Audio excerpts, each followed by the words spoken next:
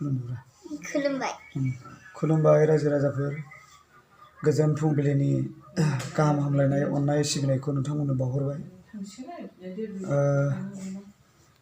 जोबोद दुखुनि बाथ्रा रायजोफोर थांनाय मैया बुधबार बै साना जोंनि न'खरनि थाखाय गाज्रिमोन होननानै आं दा सानदों मानोना आङो थांनाय समबारै उदालगुरियाव आंनि सासे मोजां लोगो आंनि बाहागि मेनन मुसाहारि बिथांनि नैथि फिसाजोनि बार्थडेआव आङो मेथाइ खननो थांदोंमोन आरो लोगोसे फेमिलिखौबो लांफादोंमोन जोबोद गोजोन खुसियै जों थांदोंमोन थांनानै मोजाङै मोजां मोनहैदोंमोन प्रग्रामाबो मोजाङै मोजां जोबनानै थांदोंमोन नाथाय थांनाय मैया जोङो जेब्ला उदालगुरिनिफ्राय 11:30 बाजियाव जों ओंखारबोखांनायनि उनाव फैनानै मैयाथ' हलि बयबो मिथिगौ लामाफ्रा बांद्राय भिर नङामोन फ्रिमोन बिराद मोजाङै जों मिनि खुसि रायलाय फैबाय थादों बेनिफ्राय जेब्ला न' मोननोसै जास्ट 1.5 किल'मिटारसो जागोन दा बे 1.5 किल'मिटारसो जागोन जायगायाव बे जायगाखौ मागलि होननानै बुङो बेवहाय मोनसे जुनियर कलेजबो दङ आरो 4 लेननि लामा बिराद गोजौ खोनाय लामाया दा बेखौ मोनफैनायसिमाव जोङो हौवा हिन्जाव बिदिनो सावरायलायबाय थादों जे 4 बाजिबाय मैगं मैला बायनानै लांखानोसै साहा ज्रोम खनसे लोंनानै न'आव थांसै होनलायनानै रायलायबोबाय थादोंमोन बेनिफ्राय सेराव बिदिनो बर' आइजोफोर गोबां दंमोन मैयाथ' इन्टारनेशनेल वमेन डेमोन नालाय दा बिसोरखौ नुनानै आंबो होनलायदों दिनै मिथिं दंमोन नालाय होनलायनानै बिसोरखौ बारना फैदोंमोन नाथाय ओरैबायदि जायगा मोनफैबाय आं गावखौनो हमस्लाबनोनो हायासै हठात करि माने लेफ्ट टार्न लाना होबाय स्टारिंआ लेफ्ट टार्न लानाय लोगो लोगो मेन नेशनेल हाइवेनिफ्राय लेफ्ट खारलांनानै बे नेशनेल हाइवे जिथु ब्लेक टकिं बे होनायनि सेर जिङाव जिथु हा खोनानै दोनो बे हाया गोरलै अबस्थायाव थायो ओमफ्राय अखा हायोब्ला बेजों दैया बाज्रुमनानै बियो खुरखायै हाखर जायो बेवहाय सिगांनि लेफ्ट साइडनि साखाया नांहैदों नांनाय लोगो लोगो आंनि बदै माबाया आथिङा एक्सेलेटाराव माने सौदावहैनायजों आंनि आथिङा माने गासिनना होनाय बायदि जादों ओरैनो स्पिडा आङो खोब बारा 35सोआव दंमोन बे न' मोनखासिगोनखाय आं माने मिनि खुसि लासै सालायदोंमोन आंनि सिगाङाव बिदिनो 2-3सो गारि फिसा दंमोन ओरैनोबाबो आं गारिखौ बारा एसेबां स्पिडै सालायखाया जेनेबा खोब आदरै सालायो नाथाय गारिया बोरै खनसेनो लेफ्ट टार्न लाखो आं गावखौनो दा बुजिनोनो हायाखै बेनिफ्राय बै हाखराव सौदावहैनाय लोगो लोगो एक्सेलेटारखौ गाना होनाय बायदि जानानै खनसेनो माने बिरनाय बायदि जादों गारिया ससेया माने लिकआनो गैया आरो बिरनानै खेबसेनो 25 फुट गाहायाव 25 फुट गाहाय माने 25 फुटसोआव थाहैदों नाथाय गारिनि साखाया बिदिनो 15 फुटसोआव सौदावहैनानै बेलन ओंखारजोब्बाय टायाराबो बेरबाय फ्रन्ट साइडनि लेफ्ट साइडनि साखाया बेरदों आरो बेकनि राइट साइडनिया बेरदों बेनिफ्राय बेलन ओंखारजोबनानै जोङो फ्रन्टआव जिरायनाय सानैया जेबो जायाखिसै आंबो जेबो जायाखिसै ओरैनो बुंनो आन्था जेनेबा ओरैनो नैबे आखाइयाव नै बे एसे गोसोम जानानै दंना बे गोसोमावल' बेयावल' एसेल' बेल' स्पट आंनाव बाखि हारा हुरा जेबो जायाखै बेल' जादों बेनिफ्राय नैबेथ' आंनि फिसाजो रायजोफ्रा मिथिखागौ फिसाजोना नैबेयाव एसे सायाव दुखु मोनदों बियो उननि सिटआव गोलावै बिमाजों उन्दुनानै फैबाय थादोंमोन ओमफ्राय बिदिनो बिमाया फिसाजोखौ गावनि फेन्दायाव बे खरसा लाहोनानै आंजों बिदिनो रायलायबोबाय थादों आरो आं बुंदों माने बिमा एसे मस्ला मस्लि गोनां ओंखाम ओंख्रि जाबोनानै उदैफोरखौ बोरैबा मोनबायलै लाफा ओंख्रिफोर एसे गुसु गुसु जेनेबा थाइगिर होलायनाय गोखैफोर मोनजाबा मोजां मोनसिगौमोन होननायखाय बिमायाबो बुंदोंमोन माने हाथाय साथाय खालामलांखानोसै आरो मानोथो आरो बारे बारे फैबाय थाबावनो मेंदोंबो होननानैसो रायलायलायबाय थादोंमोन जोङो। बेयावनो हठात खरि लादों खिन्थु जिबायदि अबस्थायाव माने एक्सिडेन्टआ जादों आंथ' जेनेबा हमनानै ला आंनाव गारि गैया आं बे बिदानि गारिखौनो सम सम प्रग्रामफ्राव आं गावनो निजेनो लांबाय थायो गावनो सालायो आदायाबो आंनि सायाव बिराद मोजां फोथायनाय दं मालाबा गावबो थाङो आदाया गावजों थाङोब्ला गावनो सालायहोयो आंखौ गाव मेंब्ला जों फाला बदल सालायलायबाय थाखायो गारिखौ आंनि बिजनेस पार्टनार बिदा बियो असे बिदा बायदि एकदम फोथायलायनायनि गेजेरजों हरो दा थांजेननाय समनिफ्रायनो आं ओरैबायदिमोन आरो उदालगुरि एसे गोजानखाय ओरैनो थांनायाथ' मालाबा क'क्राझारसिमबाबो सालायलाङो ओरै धेमाजिबाबो सालायलाङो दा माने ओइदिनखालि आं रावखौबो ड्राइभार लिंबाबो मोनाखै आसरित माने बिबोनां सासे दंमोन बिबोनाङाबो थांजासिम थांनो सम जाजासिम अकेमोन नाथाय हठातै बिनाबो फिसाजोआ उन्दै माने दसेनो लोमजाब्रबनानै आं थांनो हानाय नंला गुमै होननायखाय दा लोमजानाय फिसाजोखौ गारनानै बे मालाय बोरै थांनो ओंखायनो आङो नांला दे होननानै आरो गुबुन सासेखौ कन्टेक्ट खालामदोंमोन नाथाय बे गुबुन सासेयाबो बेहाबो सानसे सिगाङाव मोनसे एक्सिडेन्ट केसाव फासिनानै थाबाय बेखौ मोनासै ओमफ्राय बे जाय गारिनि बिगोमा आदा बे आदायाबो बेहा डिउटि गोलैना होलायबाय दा बेखायनो आख' फाख' बेखायनो आं थांथारनांगौ ओइदिनखालि उफाय गैया ओंखायनो आं गावनो दे जेबो नङा आंनि खाफालावनो गैखाया खोमा होननानै आं गावनो सालायलांदोंमोन आरो आगे पिछेबो सालायबाय थाग्राखाय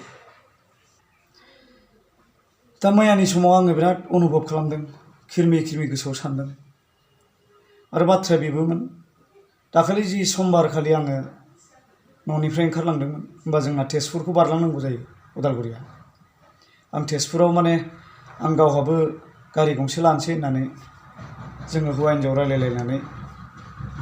गारि अर्डार खालामलांनो गोनां डिलाराव मारुति डिलाराव हाबनानै नाथाय खाफालानो बिदिनो नामाथाय बोरैबा बोख्लेंलांखाबाय जोङो तेजपुरजों हाबालासेनो एसे थाब मोनहैथोंसै होननानै बालिपारा जानानै डाइरेक्ट थेलामारा बे लिंक रडजों जोङो मिसामारि जानानै राङापारा जानानै जोङो थांबाय फैनायावबो बिदिनो फैबाय माने डिलाराव हाबनायानो जायाखिसै थेवब्लाबो साननैसो उनाव जोङो गारिखौ लायखासिगौमोन जेनेबा जिखुनु मा गारि लानाय जायो आंनि चइसआव ओरैनो मारुति एस क्रस आरो नङाबा भिटारा ब्रेजा दानि गोदान बेखौ चइस खालामदोंमोन नाथाय दिनै आं बिराद संखिबाय माने आङो ट्रेनजों हान्थि हान्थि बिराद खस्थ' मोनबायमोन माने प्रग्रामाव थांनाय फैनायाव औ सिगाङावबो जेनेबा बेबायदिनो ग्रुप लानानै गोबां मोना गुना बिराद हान्थिबाय बिराद खस्थ' मोनबायमोन दा बेखायनो आं गावनि गारि सालायनो होननानै आंबो एसे सिन्था खालामदोंमोन नाथाय दिनै आं संखिबाय माने गोसोआव साननाय दंमोन सानसेबाबो गारि गंसेबाबो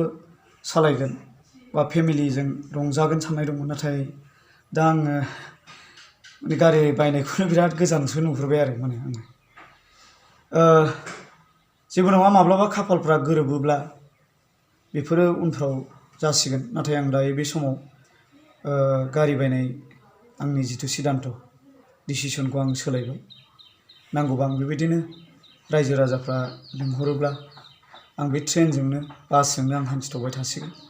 आं बेखौबो बुंफानो लुगैसिगोन जे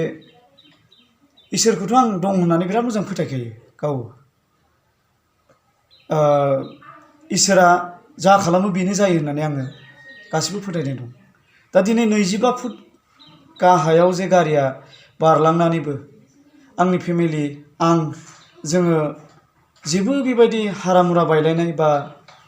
थैनायसिम अबस्थायाव फैयाखिसै आं बेखौनो खौथि खौथि खुलुमबाबो फोजोबनो हायै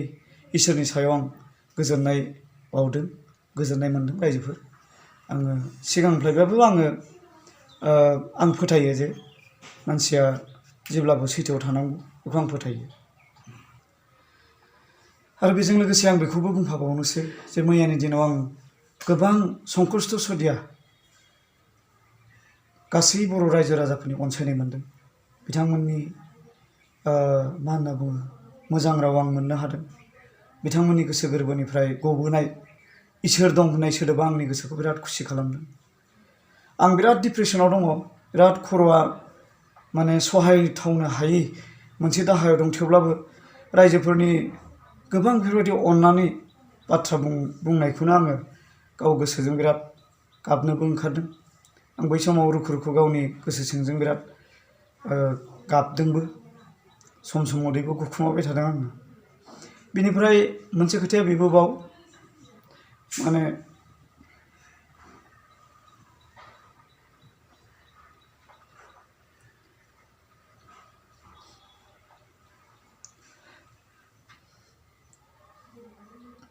जाय गारि मालिक आदा आरो बाजै,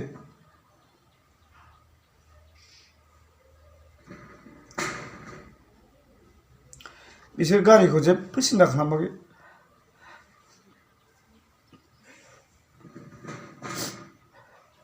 मानसिखौ बासायगोन ना बासाया होननानै गोबां सिन्था खालामदोंमोन। बै समाव आंनि हिन्जावआ सिरियास सेन्सलेस जादोंमोन। मानो होनबा सौदाव सौसिया बेहाय एसे बारा जादों। ओंखायनो दा आं बेनिखायनो बे आदा बाजैखौबो गोबां धन्यबाद होदों, गोबां अनसायनाय बावदों, जोबजासे आंजों थाफैफादों। बेखायनो आङो दुखुनि गेजेरब्लाबो गोजोननायखौ मोननो हादों। नाथाय आङो थांनाय हरखौ हरसे आङो उन्दुनो हायाखिसै। मानो होनबा गलांनाय जाजेननायनिफ्राय गलांनायसिम आं गावनो मेगनजों नुबाय थादों। आं होसिख्राव होसिख्राव बुंदों गारिया हाखराव गलांबाय होननानै। आरो आं ब्रेक गायोमोनब्ला गारिया बेलथायगौमोन, गोबांबार बेलथायगौमोन। नाथाय आं बै समाव इसोराबो आंखौ लामा दिन्थिहरदों खोमा, जाबाय बारा दाजाथोंसै नंबाय खोमा। बिनिफ्राय गारिया बेलथायाखिसै, संसोनानैल' थाहैबाय। जिखि जादोला रायजोफोर, आङो नोंथांखौ बै ससियेल मिडियायाव गोबां मानसियानो नुनानै फन हरनायखाय दा मा जानानै दं बेखौ बयबो मिथिनो लुगैयो। बेखायनो बेखौ बयबो कनफार्म जाथोंसै होननानै आं बे भिडिअखौ बानायनाय जादों। रायजोफोर गाज्रि मोननो नाङा। दायो आंनि हिन्जावआ मा इन्जुर जादों आं एसे नोंथांमोननो दिन्थिलांनि। आंनि हिन्जावनि बिसिनायाव रेस्ट लाबाय थादों रायजोफोर, आं नोंथांमोननो दिन्थिलांनि। आं मालाबाबो नोंथांमोननि सिगाङाव आंनि हिन्जावखौ दिन्थिफेराखैमोन। दा आं दिन्थिलांनोसै। नैबे एसे उसुबिदा अबस्थायावसो दिन्थिनाय जानोसै। नैबेहाय बौदों बेनिया, नैबेहाय खखाबनि गाहायाव बेवहाय। नाथाय सुथेनो नागिरदोंमोन डक्टरा, नाथाय एसे उसुबिदा जागोन खोमा होननानै सुथेयालासिनो हामनाय बेब'स्था खालामनानै हरदों। बेनिफ्राय नैबे गोदोनायावबो बेना माने एकदम बुजाबनानै, गोदोनाया बे सिगांनि फ्रन्ट सिटआव बुजाबनानै एसे गोबां जखम जादों, बौदों। बेफोरावबो बेयाव गासैबो दुलुजोबदों। बेनिफ्राय उदैयाव दुखु मोनदों होनदों। ओमफ्राय नै आथिङाव नैबेहाय गोबां नांदों। नै आथिङा बुनानै दंजोबो दाबो, बेहाय बुनानै दंजोबो, बेवहाय नांदों नैबेहाय। नाथाय इसोरनि अननायाव हारायाव जेबो जायाखिसै बा हारायाव जेबो बुवाखिसै। बेखायनो आं थाबायनो दा हायो, लिंग्रि थाबायो। नाथाय थेवबो जेबो जानायावबो प्रब्लेम जायाखिसै इसोरनोनो। ओंखायनो आं इसोरखौ खौथि खौथि धन्यबाद होदों। आरो फिसाजोना नैबेहाय एसे नैबे हान्थुआव दुलुदों, नैबे गोसोम जादों नैबे। मानो होनबा फिसाजोआ गोलावै उन्दुनानै दंमोन, बियो थालखौनो मोनस्लाबाखिसै, उन्दुलांनानै दंमोन। नैबाव एसे बुदों, बेनो रायजोफोर। आरो मैया जि समाव जाथाय जादोंमोन, बे समाव आङो माबाखौ भिडिअ'थ' बोरै बानायबावनो नङा होनबा रायजोफोर, बयबो मिथिखागौ। आङो जोबथारनायाव जेब्ला गारिखौ बोखांनो थाखाय बेब'स्था खालामबाय थादों, होनबा आं एसे गोसोखांनानै गारिनि अबस्थाखौ आं भिडिअ खालामदोंमोन रायजोफोर। नोंथांमोननो आं बेखौ दिन्थिलांबाय थानोसै। नोंथांमोना मा जादों मा जायाखै बेखौ एसे डिटेल्सै मिन्थिनो थाखाय आं बे भिडिअखौ बानायबाय रायजोफोर। दुखु मोननो नाङा। आङो दा सोरबाया साननो हागौ जेनेबा अभार साननायजों बेबायदि भिडिअ होलायथारबाय, ओरै साननो हागौ। नाथाय आं बिदि साननानै होआखै। नाथाय मैयानि दिनाव आंनि फना ओरैबायदि जादों, मोनसे टाइमावनो साब्रै साबानि कल फैदों एखे ओरै सानजाहा जोबथानाय जुनाइनिफ्राय लानानै माने संकस टु सदिया होननानै बुंबाय आङो आंनि जेसेबां लोगोफोर दङ बिथांमोना गासिबो खबर लाहरजोबदों आं खबर लानायनि थाखाय गासै खबर लागिरि आंनि लोगो आदामोन आब'मोन बा गासै बिथांमोननिसिम गोसो गोरबोनि खुलुमनायखौ बावहरदों आंनि भिडिअखौ नोंथांमोना गारिनि अबस्थाखौ नायलांबाय थाबानो जाबाय आं दायो नै गाहायाव ओंखारलांगासिनो दङ बोखांनो नागिरबाय थानाय अबस्थायाव आं बेखौ भिडिअ बानायनानै दोनदों रायजोफोर गारिया नै नायलांदो नैबे नायबानो जाबाय नै लेफ्ट साइडनि फ्रन्टनि जिथु साखा बियो मा होनो नै प्रब्लेम बेनिफ्राय बैयो नै सकेट जापार बैयो मा टि ना माबा माबि दं बे गबोदों बाम्पार साम्पार बायजोबदों गासिबो नै बिथिं नायदों रायजोफोर आरो सिङाव बे गारिखौ लक होनायखाय खेवनो हायाखिसै आङो दायो नैबे बेलुना बियो गिदिर जानानै आरो जिबावदों नैबे साखाया बेरदों बेबो उननि साखाया बैनिफ्राय नाहरब्ला बेयाव 25 फुटसो गाहायाव दं बेयाव बै मानसि नुहुरनाया बेनिफ्रायनो बिरबोदों गारिया दा नोंथांमोना नायदो उननिथिं बेक साइडआव जेबो जायाखै गारिया फ्रन्ट साइडआव बांसिन जाबाय आरो बेनिफ्राय लेफ्ट साइडआव बे एसे एनै भाइजारफ्रा आरो डिजाइननि माखासे माबाफ्रा रबरफ्रा एसे गाज्रि जादों दा बेनो नैबे फंबाया जाहैबाय बिश्वनाथ जिल्ला एबसुनि हारिमु नेहाथारि गासिबो दसे उनावनो गासिबो सफैजोबदों बे स्पटआव बे सासे आंनि लोगो आंनि सासे एसिस्टेन्ट प्रफेसर लोगो बै गोजौ बेनिफ्रायनो ओरै बिरबोदों गारिया बेयाव सौथाफैदों बेनिफ्राय सब अबस्थाया नायदो आरो एकदम ओरैबायदि गाज्रि मा होनो बेसेबांसिमबो जानायाव जे इसोरनि अननायाव जेबो जायाखिसै आंनि फेमिलिया जेबो जायाखिसै बेखौ आं गोबां इसोरनिसिम खुलुमनाय